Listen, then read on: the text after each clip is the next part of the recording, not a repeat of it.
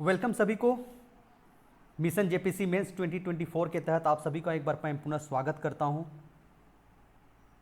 जैसा कि आप सभी जान रहे हैं कि जेपीसी मेंस की जो आगामी परीक्षा होगी वो जून के अंतिम सप्ताह में तिथि घोषित की गई है और हम लोग उसी को ध्यान में रखते हुए paper 5 Indian economy globalisation and sustainable development की तैयारी हम लोग कर रहे हैं। और उसके लिए मेरी जितने भी संभावित प्रश्नों की सूची था मैंने एक एक करके सभी से संबंधित वीडियो को मैं आपके समक्ष लेकर आया हूं और उन सबों को आपके समक्ष प्रस्तुत कर चुका हूं। मुझे उम्मीद है कि आप लोगों ने सभी वीडियो को देखा होगा और बारीकी से देखा होगा और उससे संबंधित नोट्स को बना लिया होगा। इसके अलावा भी पेपर 5 इंडियन इकोनॉमी ग्लोबलाइजेशन और सस्टेनेबल डेवलपमेंट में और भी संभावित प्रश्न हो सकते हैं। इसी को ध्यान में रखते हुए मैं बाकी कुछ और क्वेश्चंस को करना चाहता हूं ताकि आपको किसी भी तरीके से अगर प्रश्न पूछा जाए तो आप सभी प्रश्नों का उत्तर आसानी से दे सकें और आप सफल हों। इसी उद्देश्य से मैं एक एक करके और भी कुछ प्रश्नों को मैं ले रहा हूं। मित्रों, आप सभी प्रश्नों को बारीकी से देखें, ध्यान से देखें और नोट्स बना लें, क्योंकि गेस इज ऑलवेज बेसलेस, यानी जो भी संभावित प्रश्न होती है वो हमेशा आती नहीं आएगी, ऐसी कोई गारंटी नहीं है। इसीलिए हमेशा कहा जाता है गेस इज बेसलेस, यानी उसको आधारहीन होता है। इसीलिए चलिए हम लोग और भी कुछ क्वेश्चंस को लेते हैं ताकि हमारा ये जो पेपर है अच्छी तरीके से हम उसका एग्जामिनेशन दे सकें। इसी को ध्यान में रखते हुए आपके समझ आपके स्क्रीन में दिखाई पड़ रही होगी। आज मैं जो प्रश्न लेने वाला हूं वह जैविक कृषि क्या है, जैविक कृषि की क्या समस्याएं हैं और इसकी भारत में संभावनाओं की व्याख्या करें। तो मित्रों, इस प्रश्न का उत्तर मैंने इंट्रो से लेके जैसे लिखना है अंत तक पूरी तरीके से मैंने लिखा है और इसको टाइप करके आपके समक्ष में लेकर उपस्थित हुआ हूं। चूंकि गूगल के तहत ट्रांसलेशन किया जाता है, इसलिए किसी वर्ड्स का शब्द का हिज्जा गलत होगा तो आप उसको सुधार लेंगे। ऐसे में समय भी मैं सुधार दूंगा। ओके, तो स्टार्ट करते हैं। जैविक कृषि क्या है, जैविक कृषि की क्या समस्याएं हैं और इसकी भारत में संभावनाओं की व्याख्या करें। What is organic farming, what are the problems of organic farming and what are the prospects of organic farming in India. इसी प्रश्न को हम लोग आज देखने जा रहे हैं। जैविक कृषि खेती की वह पुरानी पद्धति है जिसमें प्राकृतिक संसाधनों का उपयोग करके जैविक खाद तैयार की जाती है।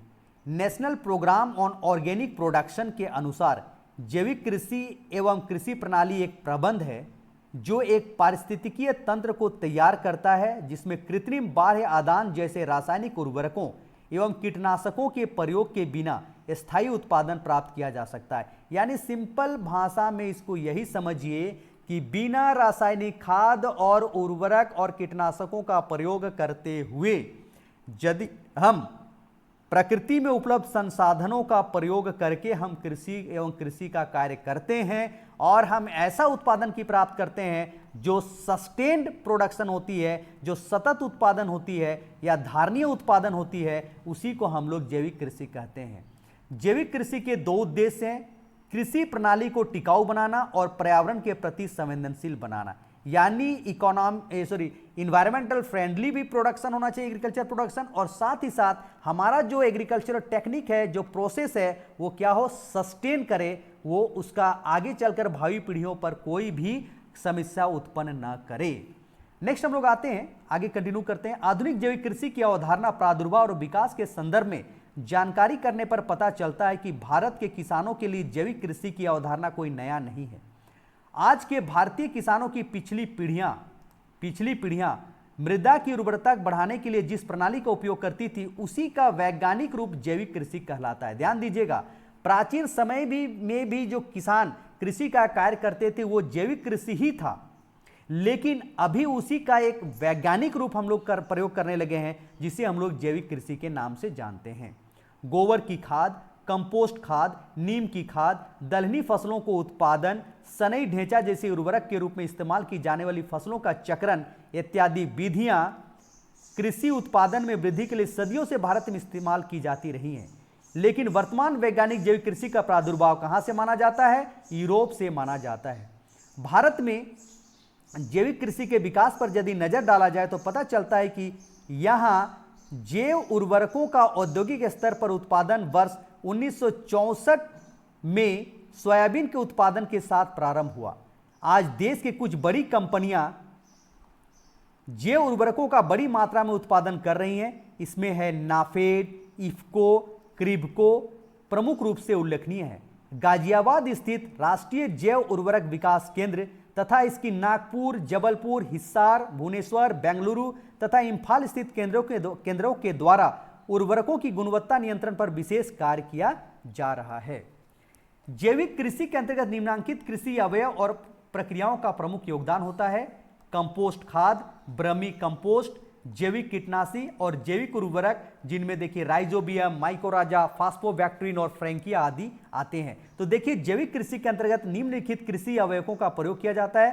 कंपोस्ट खाद या जिसको ग्रीन मैन्योर भी कहते हैं, बर्मी कंपोस्ट यानी केंचुआ खाद, जैविक कीटनाशी का प्रयोग करते हैं और जैविक उर्वरक का प्रयोग करते हैं। कंपोस्ट खाद वनस्पतियों के अवशिष्ट पदार्थों को सड़ाकर तैयार किए गए खाद को कंपोस्ट खाद या हरी खाद कहा जाता है। इसके लिए किसानों द्वारा खेतों में उड़द, मूंग, लोबिया जैसी फसलों को बोया जाता है और फिर उन्हें खेत में ही जुताई कर सड़ा दिया जाता है। इसके अतिरिक्त फसलों के अवशिष्ट को एक गड्ढे में डालकर उसे सड़ाया जाता है तथा खाद के रूप में उसका प्रयोग किया जाता है। इससे लागत कम आती है तथा उत्पादन भी अच्छा होता है। खरपतवार का भी उचित उपयोग हो जाता है। यानी खरपतवार को हम लोग उखाड़ के फेंकते थे हरित क्रांति के तहत, लेकिन अब उसको क्या करते हैं, उसको उसी में सड़ा दिया जाता है खेत के भूमि में ही, और उससे फिर क्या होता है, उसे खाद के रूप में उसका उपयोग हो पाता है। बर्मी कंपोस्ट कृत्रिम पर्यावरण में केचुआ का पालन पोषण बर्मी कल्चर कहलाता है। केचुआ मिट्टी खाते हैं और मिट्टी ही उत्सर्जित करते हैं। उनके द्वारा उत्सर्जित मृदा कार्बनिक उर्वरक होती है जो फसल के लिए काफी लाभदायक होती है।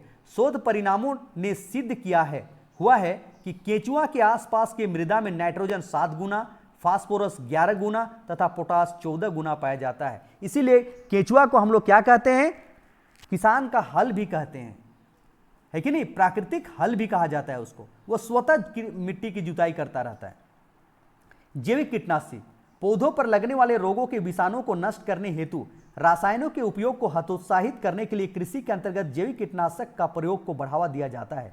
यह अधिक स्थायी और पर्यावरण मित्र भी होते हैं। पौधों तथा वनस्पतियों से प्राप्त होने वाले कीटनाशी में नीम सर्वाधिक उल्लेखनीय है।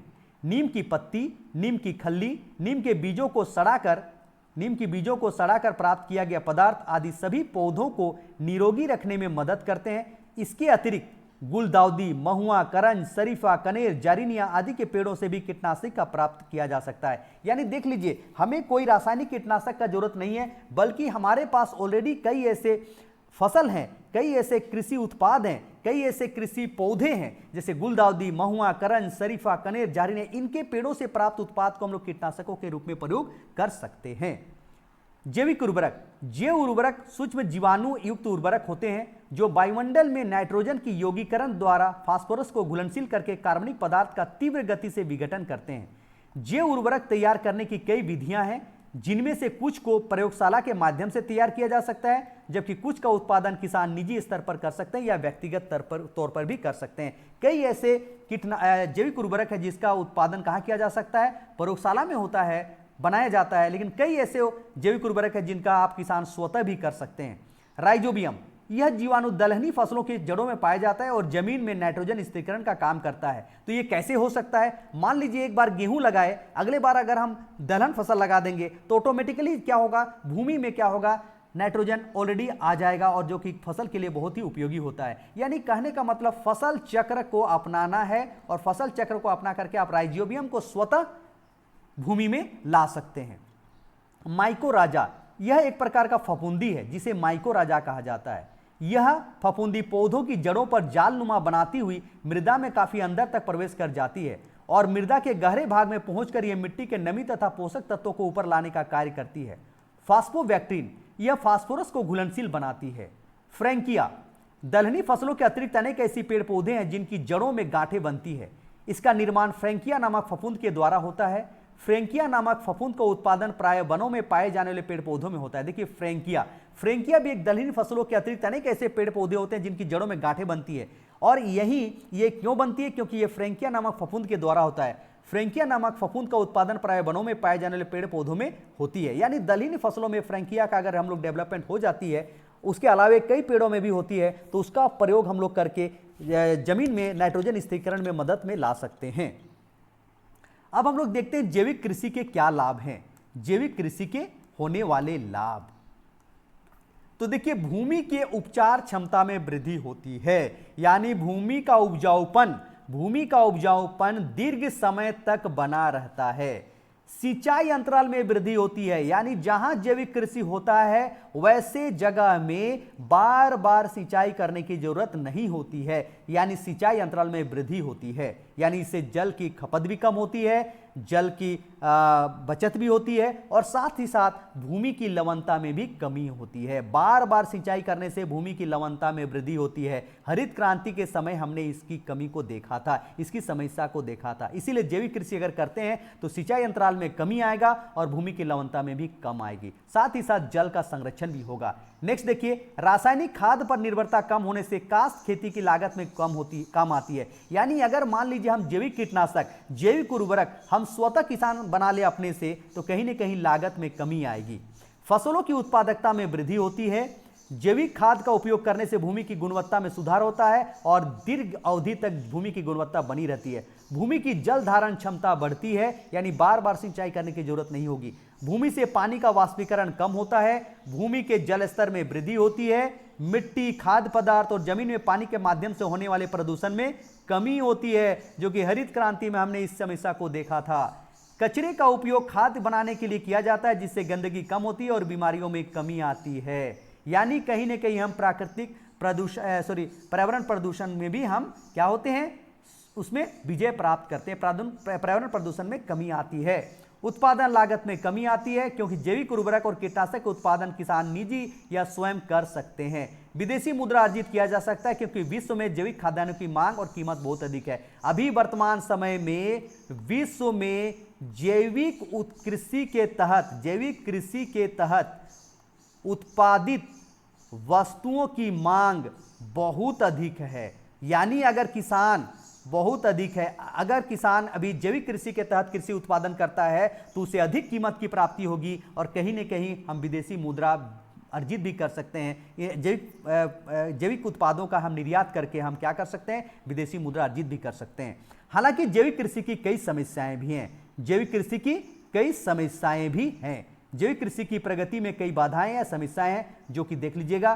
खेती की तकनीक के बारे में जागरूकता की कमी, परिणामोन्मुखी विपणन, जैविक पदार्थ का अभाव, अधिक लागत होना, जैव पदार्थों के विपणन की समस्या, वित्तीय सहायता का अभाव, निर्यात की मांग पूरा करने में अक्षमता। तो देखिए, ये 7 पॉइंट के तहत हमने इसकी समस्या को वर्णन करने का प्रयास किया है। अब हम एक एक करके सभी का एक्सप्लेनेशन करेंगे। खेती के तकनीक के बारे में जागरूकता की कमी, तैयार करने की आधुनिक तकनीक के इस्तेमाल की जानकारी के साथ उनके प्रयोग की जानकारी का किसानों में क्या है, अभाव है। यानी उनको पता नहीं है कि कैसे जैविक कृषि या जैविक तकनीक का प्रयोग करेंगे। ज्यादा से ज्यादा वे क्या करते हैं, गड्ढा में खोदकर उसमें कचरे को भर देते हैं, खाद को भर देते हैं, गोबर को भर देते हैं, और अक्सर गड्ढा में वर्षा के जल भर जाता है। इसका परिणाम यह होता है कि कचरे का ऊपरी हिस्सा पूरी तरह से कंपोस्ट नहीं बन पाता है। यानी कहीं न कहीं जो कंपोस्ट बननी चाहिए, जैविक खाद बननी चाहिए, वो नहीं बन पाती है, सही तकनीक का अभाव होने के कारण। परिणाम उन्मुखी विपणन का अभाव, जैविक कृषि से उत्पादित पदार्थ को विपणन योग्य होना और पारंपरिक उत्पादों की तुलना में लाभ सुनिश्चित करना होता है। राजस्थान के अध्ययन से पता चलता है कि जैविक गेहूं की किसानों को गेहूं की पारंपरिक किसान की तुलना में कम कीमतें मिली। अब देखिए, कोई भी किसान जैविक कृषि के तहत गेहूं का उत्पादन क्यों करेगा? राजस्थान का एग्जांपल देखिए। राजस्थान में वैसे किसान जो कि पारंपरिक पद्धति से खेती का काम किए या रासायनिक खाद के तहत उत्पादन किए, रासायनिक नई टेक्नोलॉजी के तहत उत्पादन किए, HIB सीड्स का प्रयोग किए, रासायनिक खाद और उर्वरक का प्रयोग किए, तो उनकी उत्पादन अधिक हुई और उनको अधिक कीमत मिला। जबकि जैविक कृषि के तहत जो किसान उत्पादन किए गेहूं का, उनको क्या हुआ, कम कीमतें मिली। क्यों कम कीमतें मिली? इसके पीछे कारण है मित्रों, इसको समझना है। क्योंकि रासायनिक खाद और उर्वरक के तहत उत्पादन कीजिएगा तो क्या होती है, उसमें उत्पादन और उत्पादकता में तेजी से वृद्धि होती है, जबकि इसमें उत्पादन कम होता है। अब देखिए, भूमि की 1 एकड़ से नई टेक्नोलॉजी से प्रयोग कीजिएगा और 100 kg उत्पादन कीजिएगा और 100 kg इंटू 10 रुपया बराबर 1000 रुपया उसको कीमत मिला। मान लीजिए अगर उतने ही भूमि से अगर जैविक कृषि के तहत उत्पादन कीजिएगा तो आपको कितना मिलेगा, 50 केजी का उत्पादन होगा, और 50 केजी को भी 10 रुपया से बेचिएगा तो उसको क्या मिलेगा, 500 रुपया मिलेगा। तब होना क्या चाहिए, यहां किसानों के साथ साथ पूरे लोगों में यह जागरूकता फैलानी होगी कि देखिए जैविक कृषि से उत्पादित पदार्थ को आप अगर खरीदते हैं तो यह आपके स्वास्थ्य के लिए लाभदायक है, आपको यह स्वास्थ्य की दृष्टिकोण से बहुत ही फायदेमंद है। तब क्या होगा, वैसे पदार्थों को आप 20 रुपया में या 30 रुपया में इनकी कीमतों को बेचने का प्रयास करना चाहिए, क्योंकि जैविक कृषि उत्पादों को लोगों को जागरूक करना होगा और उनकी कीमतों को अधिक रख के हम वैसे किसानों को लाभ प्रदान कर सकते हैं। तो कहीं ना कहीं परिणामोन्मुखी विपणन की व्यवस्था नहीं होने के कारण किसानों को हानि हुई है, यह भी एक समस्या है। जैविक पदार्थ का अभाव, अब देखिए जैविक पदार्थ में क्या है, राइजोबियम, माइक्रोबैक्टीरियम, माइकोराजा, फ्रैंकिया, इस तरह से जैविक पदार्थ हैं, है ना, जैविक उर्वरक हैं, बर्मी कंपोस्ट। अब बताइए केचुआ खाद कहां से मिलेगा, उसके प्रोसेस से बनाई जाती है, तो उनका सभी किसानों तक नहीं मिल पाता है। तो कहीं ना कहीं छोटे और सीमांत किसानों को उर्वरकों की तुलना में जैविक खाद्य पदार्थ प्राप्त करने में कठिनाई होती है। उन्हें या तो उनके पास उपलब्ध जैविक पदार्थ के इस्तेमाल से जैविक खाद तैयार करना नहीं आता है, या फिर कम से कम प्रयास और लागत के साथ स्थानीय तौर पर जैविक पदार्थ का संग्रहण कर सकते हैं। यानी उनकी लागत अधिक होती है, इसलिए वे खरीद भी नहीं पाते हैं छोटे किसान। अधिक लागत होना, अब देखिए भारत के छोटे और सीमांत किसान पारंपरिक कृषि प्रणाली के रूप में एक प्रकार की जैविक खेती करते हैं। आजकल मूंगफली की खल्ली, नीम के बीज और उसकी खल्ली, जैविक कंपोस्ट खाद, गोबर और अन्य खादों का इस्तेमाल जैविक खादों के रूप में हो रहा है। इनकी कीमतों में वृद्धि होने से ये छोटे किसानों के पहुंच से बाहर होते जा रहे हैं। पहले क्या होता था, लोग जैविक खाद का इस्तेमाल नहीं करते थे, तो आसानी से जो छोटे और पारंपरिक सीमांत किसान होते थे उनको नीम का खल्ली, नीम का बीज सस्ते दामों में मिल जाता था। लेकिन अब जैविक खादों का मांग बहुत तेजी से बढ़ गया है, वैश्विक स्तर पर भी इसकी मांग बढ़ गई है। अब क्या होता है, उनकी कीमत बढ़ जाने से छोटे और सीमांत किसान पारंपरिक कृषि प्रणाली के तहत जो खेती करते थे, जैविक खेती करते थे, वे अब नहीं कर पा रहे हैं, क्योंकि ये जो वस्तुएं हैं जैविक खेती करने के लिए जो भी आवश्यक पदार्थ हैं वो उनकी कीमत अधिक हो जाने के कारण वो उसे प्राप्त नहीं कर पा रहे हैं। जैविक पदार्थ के विपणन की समस्या, मैंने इस बारे बात कर चुका था। राइजोबियम, एजोस्पिरियम, एजोटेवेक्टर, फास्फोरस को घुलनशील बनाने बैक्टीरिया के रूप में जैविक उर्वरक के बारे में आप तो लोग अच्छी तरह से जान नहीं पाए। इसके अलावा इसकी आपूर्ति की समस्या है, यानी साथ साथ जैविक कृषि के तहत उत्पादित कृषि उत्पादों की जो है आसानी से मतलब उसकी बिक्री नहीं हो पाती है, विपणन नहीं हो पाता है। इसके कारण किसानों को उचित मूल्य की प्राप्ति नहीं हो पाती है।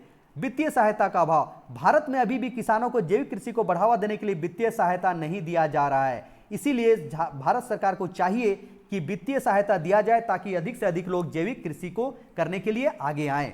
निर्यातों की मांग को पूरा करने में अक्षमता, आप देखिए वर्तमान समय में वैश्विक स्तर पर जैविक कृषि के तहत उत्पादित पदार्थों की मांग बहुत तेजी से बढ़ी है और उनकी कीमत भी बहुत अधिक है। लेकिन विश्व के साथ साथ भारत में भी संपन्न वर्ग के लोगों के लक्षण में जैविक खाद्यान्नों की मांग बढ़ी है, लेकिन विश्व बाजारों की मांग की तुलना में इसकी आपूर्ति अभी नहीं हो पाई है, क्योंकि जैविक कृषि का अधिक से अधिक प्रसार नहीं हुआ है। किसान अभी भी जैविक कृषि के तहत जैविक कृषि को अपनाने में हिचकिचाते हैं, और इस तरह से चूंकि उनको कीमत कम प्राप्ति होती है, लाभ कम प्राप्ति होती है, इसीलिए पारंपरिक या रासायनिक खाद उर्वरकों का इस्तेमाल करके ही, कीटनाशकों का प्रयोग करके ही कृषि का काम करते हैं। तो कहीं ना कहीं हमें इसको प्रचार प्रसार करनी होगी और किसानों को इसको आगे आने के लिए बढ़ावा देनी होगी। तो ये कुछ समस्याएं मैंने आपके समक्ष रख दिया है मित्रों। इन समस्याओं को मैंने एक्सप्लेनेशन भी कर दिया है, तो आप आसानी से इसका आंसर याद लिख सकते हैं और इसको याद कर सकते हैं। अब हम लोग आते हैं जैविक खेती की क्या प्रोस्पेक्टिव है, संभावना क्या है जैविक कृषि की भारत में है। देखिए जैविक खेती को बढ़ावा देने के लिए भारत में सामाजिक, सांस्कृतिक, पर्यावरण अनुकूल है। कई कारणों से छोटे एवं सीमांत किसानों ने अब तक कृत्रिम खेती को पूरी तरह से नहीं अपनाया है। वे पर्यावरण हितैषी पारंपरिक प्रणाली का अनुसरण कर रहे हैं। देख लीजिए अभी भी जैविक खेती को बढ़ावा देने के लिए भारत में सामाजिक, सांस्कृतिक, पर्यावरण काफी अनुकूल है, मतलब इसकी पर्याप्त संभावनाएं हैं। लेकिन छोटे और सीमांत किसान अभी भी कृत्रिम खेती को पूरी तरह से नहीं अपनाए हैं और वे पर्यावरण हितैषी पारंपरिक प्रणाली का अनुसरण कर रहे हैं। यानी कहीं न कहीं जैविक खेती की संभावना भारत में पाई जाती है। अभी भी भारत के अधिकांश किसान पारंपरिक प्रणाली के तहत ही खेती का काम करते हैं, इसीलिए इसकी संभावना बहुत अधिक है। भारत जैसे देश में जैविक खेती को अपना करके कई प्रकार से लाभ लिया जा सकता है, जैसे उत्पादों के लाभकारी मूल्य मिल सकती हैं, मिट्टी के उर्वरा और जल की मात्रा के रूप में प्राकृतिक संसाधन को संरक्षण किया जा सकता है, मृदा क्षरण को रोकथाम किया जा सकता है, प्राकृतिक और कृषि जैव विविधता का संरक्षण किया जा सकता है। यानी भारत में जैविक कृषि को अपना करके इतने सारे कार्य किए जा सकते हैं, तो कहीं ना कहीं भारत में जैविक कृषि की संभावना पाई जा रही है। राष्ट्रीय बागवानी मिशन पिछले और अगले क्षेत्र के बीच संपर्क सुनिश्चित करता हुआ अनेक क्रियाकलाप करता है। यानी वैसे क्षेत्र जो कि कृषि के तहत बहुत पीछे हैं और वैसे क्षेत्र जो कृषि के क्षेत्र में बहुत आगे हैं, राष्ट्रीय बागवानी मिशन इन दोनों के बीच संतुलन स्थापित करते हुए यह सुनिश्चित करता है कि वैसे क्रियाकलाप शामिल किए जाए जिनका उत्पादकता और उत्पादन बढ़ाने में सकारात्मक प्रभाव पड़े। राष्ट्रीय बागवानी मिशन इस पर लगातार प्रयास कर रही है। प्रत्येक राज्य और केंद्र शासित प्रदेशों को जैविक कृषि लागू करने के लिए निर्देश दिया जाना चाहिए। यानी भारत में जैविक कृषि को बढ़ावा देने के लिए जैविक कृषि किसान अपनाएं, उसको अपने पारंपरिक कृषि प्रणाली के तहत उसको अपनाएं और उसको व्यापक पैमाने पर करें। इसके लिए प्रत्येक राज्य और केंद्र शासित प्रदेशों को जैविक कृषि लागू करने के लिए निर्देश दिया जाना चाहिए। साथ ही साथ किसानों को इसके लिए वित्तीय सहायता और प्रोत्साहन राशि भी देनी चाहिए। शुरुआत में जैविक कृषि से लॉस होती है, हानि होती है, इसीलिए किसानों को क्या करनी चाहिए? किसानों को वित्तीय सहायता देनी चाहिए। नेक्स्ट हम देखते हैं, प्रमाणित जैविक उत्पादों के विपणन की समुचित व्यवस्था होनी चाहिए। अगर हम जैविक कृषि की संभावना भारत में बढ़ाना चाहते हैं, जैविक कृषि को बढ़ावा देने चाहते हैं, तो वैसे किसान जो जैविक कृषि के तहत कृषि उत्पादन करते हैं उन किसानों को प्रोत्साहन देना चाहिए। अन्य किसानों की तुलना में उन्हें कई तरह के सब्सिडी देनी चाहिए और साथ ही साथ उन्हें यह आश्वस्त करनी चाहिए कि उनके द्वारा जो भी उत्पादित वस्तुएं हैं वे आसानी से बाजार में बिक जाएंगी और उन्हें एक समुचित राशि की प्राप्ति होगी, समुचित आय की प्राप्ति होगी, उत्पादित वस्तुओं का एक समुचित कीमत मिलेगा। ये गारंटी सरकार को लेनी चाहिए ताकि किसान आगे आएं और इस जैविक कृषि को अपनाएं। इसीलिए विपणन की समुचित व्यवस्था बहुत जरूरी है। तो इस तरह से मित्रों अभी तक हमने भारत में जैविक कृषि क्या है, जैविक कृषि की क्या समस्याएं हैं और भारत में उस जैविक कृषि के क्या लाभ होते हैं और भारत में जैविक कृषि की क्या संभावनाएं हैं, क्योंकि हम लोग ने देखा हरित क्रांति अपनाया और उसके कई दुष्परिणाम हुए। अब हम लोग आते हैं उसका निष्कर्ष के रूप में और इस प्रश्न का आंसर को हम लोग एंड करेंगे। देखिए कितनी सुंदर तरीके से मैंने इसके निष्कर्ष को लिखने का प्रयास किया है। आप इससे भी बेटर बना सकते हैं, इससे भी अच्छा बनाने का प्रयास करना चाहिए मित्रों। मैं अगर एक कदम आगे बढ़ाया हूं तो आपको 2 कदम आगे बढ़ाना होगा। मैं 100% अगर तैयारी कर रहा हूं आपके लिए मेहनत कर रहा हूं तो आपको 200% मेहनत करना होगा मित्रों। ठीक है, तो चलिए निष्कर्ष में हम लोग देखते हैं। हरित क्रांति को भारत में कृषि उत्पादन और उत्पादकता बढ़ाने के लिए अपनाया गया था और इसकी आशातीत सफलता भी मिली और भारत खाद्यान्न के क्षेत्र में आत्मनिर्भर भी हुआ। लेकिन स्वास्थ्य एवं पर्यावरण के मुद्दों को लेकर इसकी आलोचना होने लगी और उसके स्थान पर पर्यावरण हितैषी सदाबहार क्रांति की बात होने लगी। ध्यान दीजिएगा, हरित क्रांति को भारत में कृषि उत्पादन और उत्पादकता बढ़ाने के लिए अपनाया गया था और इसकी आशातीत सफलता भी मिली थी। भारत खाद्यान्न के क्षेत्र में आत्मनिर्भर भी हुआ, लेकिन स्वास्थ्य एवं पर्यावरण के मुद्दों को लेकर इसकी आलोचना होने लगी और उसके स्थान पर पर्यावरण हितैषी सदाबहार क्रांति यानी एवर ग्रीन रिवॉल्यूशन की बात की जाने लगी है। क्योंकि विकास किस काम का यदि वह मानव के हित में ना हो। यानी अगर हम उत्पादन में वृद्धि करते हैं, खाद्यान्न उत्पादन में वृद्धि करते हैं और उपलब्ध जनसंख्या को खाद्यान्न की उपलब्धता कर पाते हैं, लेकिन वो खाद्यान्न जहर हो, वो स्वास्थ्य के दृष्टिकोण से हानिकारक हो, तो फिर वो खाद्यान्न किस काम का? इसीलिए वो मानव हित में ना हो तो उस विकास किस काम का? यहां मैंने इस सेंटेंस को लिखा है। रासायनिक खाद और कीटनाशकों के दुष्परिणाम से सभी वाकिफ हो गए। रासायनिक खाद और कीटनाशकों का अत्यधिक मात्रा में प्रयोग करने से क्या दुष्परिणाम होती है वो हम ऑलरेडी हरित क्रांति का जो डिस्कशन हम लोग कर रहे थे वह हम बता चुके थे, सभी वाकिफ हो गए हैं। और इसलिए अब पूरे विश्व में जैविक कृषि की बात की जाने लगी है और पूरे विश्व में जैविक कृषि की बात की जाने लगी है और जैविक कृषि उत्पादित वस्तुओं की मांग वैश्विक स्तर पर तेजी से बढ़ी है। स्वास्थ्य एवं पोषण के संबंध में जैविक कृषि के लाभ लोकप्रिय हैं। अधिक से अधिक किसानों को जैविक कृषि, जैविक आदानों का खेत में उत्पादन तथा ऐसे खेतों को उचित जैविक प्रबंधन के अंतर्गत लाने की आवश्यकता है और इस तरह से भारत में जैविक कृषि क्या होगा? फलेगा फूलेगा और भारत में जैविक कृषि की संभावना है और हमें इसे प्रयास करनी चाहिए इसको बढ़ावा देने के लिए। तो मित्रों मुझे लगता है आज मैं आप लोग के समक्ष एक नए प्रश्न लेकर आया हूं और पेपर 5 में इंडियन इकोनॉमी, ग्लोबलाइजेशन और सस्टेनेबल डेवलपमेंट, भारतीय अर्थव्यवस्था, धारणीय विकास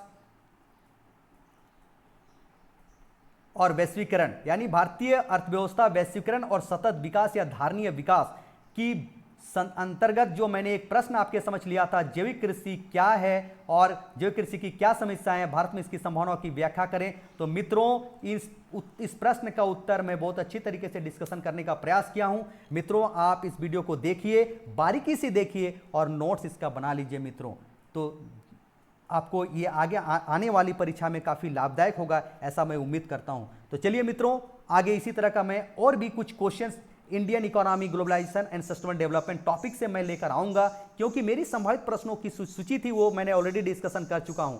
अब मुझे ऐसा लगता है कि मैं और कुछ प्रश्न का डिस्कशन कर दूं जो कि आपके हित में हो, आपकी परीक्षा की तैयारी के दृष्टिकोण से महत्वपूर्ण हो, इसी दृष्टिकोण से मैं ला रहा हूं मित्रों। तो आप मेरे वीडियो को सीरियस होकर देखिए, और बार बार मैं कहता हूं अगर आपको नहीं अच्छा लगता हो तो मत देखिए, स्किप कर जाइए। बहुत सारे ऐसे वीडियो आपको मिलेंगे, ऐसे बहुत सारे आपको एक्सपर्ट के द्वारा आपको मार्गदर्शन किया जा रहा होगा, आप जरूर उनका मार्गदर्शन लीजिए। लेकिन अगर आप थोड़ी सी भी सीरियस होकर मेरे वीडियो को देखते हैं तो जाहिर है, मैं आपको गारंटी के साथ कहता हूं कि ये आप लोग के लिए क्या है, बहुत ही महत्वपूर्ण होगा। तो चलिए मित्रों, अगले वीडियो में इस तरह से मिलेंगे हम। तब तक के लिए आप सबों का धन्यवाद। आप स्वस्थ रहें, मस्त रहें, अपने तैयारी को मजबूती प्रदान करें और आप अपने उद्देश्यों में सफल हो। आपका टारगेट होना चाहिए 1 examination 1 post, 1 examination 1 post. Okay, thank you.